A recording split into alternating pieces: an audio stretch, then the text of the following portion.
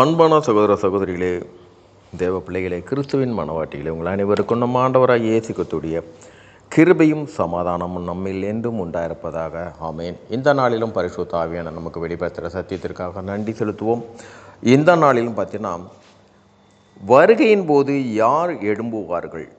இப்போ இயேசு கிறிஸ்து வருகையின் போது எழும்புவார்கள் யார்? இப்போ பார்த்தீங்கன்னா 1 தெசலோனிக்கர் 4ஆம் அதிகாரம் 16ஆம் வசனத்தில் பார்த்தீங்கன்னா, இயேசு கிறிஸ்து வருகையின் போது, ஏனெனில் கர்த்தர் தாமே ஆரவாரத்தோடும் பிரதான தூதனுடைய சத்தத்தோடும் தேவ எக்காலத்தோடும் வானிலிருந்து இறங்கி வருவார். அப்பொழுது கிறிஸ்துவுக்குள் மரித்தவர்கள் முதலாவது எழுந்திருப்பார்கள். கிறிஸ்துவுக்குள் மரித்தவர்கள், இந்த கிறிஸ்துவுக்குள் மரித்ததுன்னு பார்த்தீங்கன்னா, உலக இச்சைகளை வெறுக்கணும். இப்போ ஞானஸ்தானத்தினால நம்ம உலகத்தில் உள்ள காரியத்தில் மறைத்திட்டோம். இயேசு கிறிஸ்துவினால் ஜீவனை பெற்றோம், புதிய சிருஷ்டியாக்கப்பட்டோம்.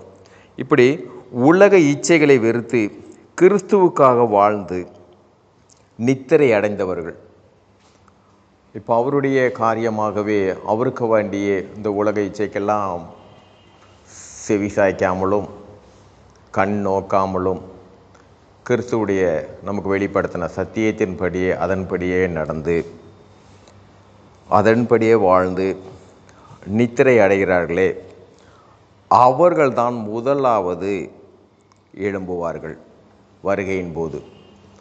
பின்புதான் நாம் எழும்புவது, மறுரூபமாக்கப்படுது எல்லாமே பின்புதான். இப்போ பார்த்தீங்கன்னா, ஒரு அநேக ஊழியக்காரங்களை குறித்து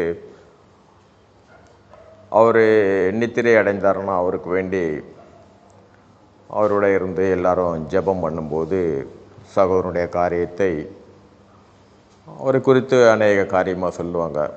இத்தனை ஆத்மாக்களை அவர் ரட்சிப்புகளை கொண்டு வந்தார். அவரை குறித்து சாட்சிகள்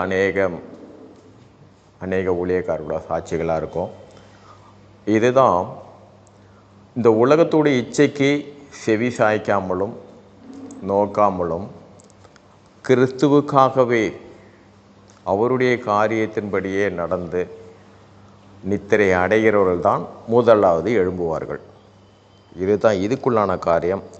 நம் பரிசுத்த ஆவியானவர் வெளிப்படுத்தின சத்தியத்திற்காக நன்றி செலுத்துவோம். இந்த காரியத்தின் மூலம் எல்லாவற்றிலும் மூவரிலும் ஒருவராக இருக்கிற தேவனே உம்முடைய நாமத்திற்கே மகிமை உண்டாவதாக. ஆமீன்.